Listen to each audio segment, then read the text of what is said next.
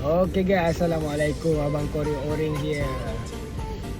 Pening lah aku buat waktu. Okay guys, aku dapat barang daripada scammer tau. Barang daripada scammer. Aku dapat barang ni. Aku pegang-pegang, aku rasa ni tak logik akal lah. Harga RM93.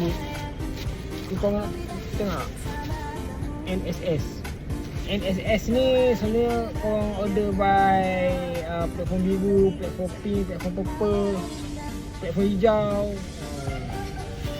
So korang kena hati-hati lah. Macam korang kena hati-hati lah, bahaya.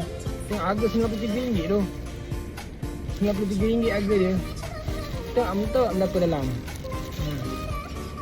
Nampak tak? Korang boleh nampak tak?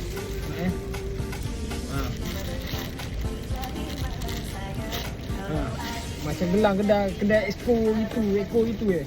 So korang hati-hati lah. Kalau ada je korang dapat barang NSS ni, korang hati-hati lah. Check betul ada order ke tak, tanya betul dulu kan. Memang tak logik akal RM93 harga. Gila babak. So ingat korang pesan dekat saudara mara, adik-beradik, ayah, mak, wan atau aki, pesan lah. Okay, hati-hati kalau dapat barang NSS. Kalau aku dapat barang ni, aku akan pergi jumpa customer, aku akan tanya betul ada order barang ke tak, apa ke tak, aku confirmkan dulu. Kalau dia tak ada order barang, aku terus return. Okay, hati-hati ya korang.